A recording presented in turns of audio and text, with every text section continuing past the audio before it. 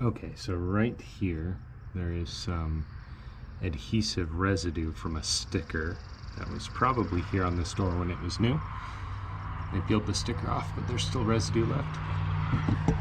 The way you get rid of that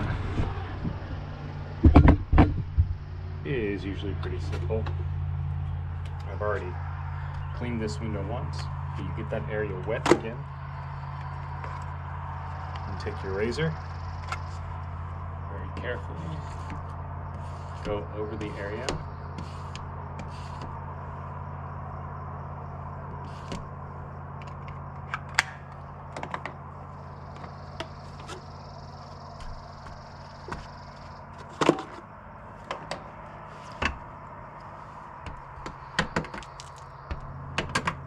And all gone. Hey, thanks for watching.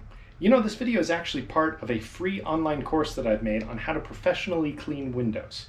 If you want to sign up for the course, you can go to the link in the description where you'll find the rest of the course, some other supporting materials, and a community of other people that are learning how to clean windows as well. So, thanks again, and we'll see you in there.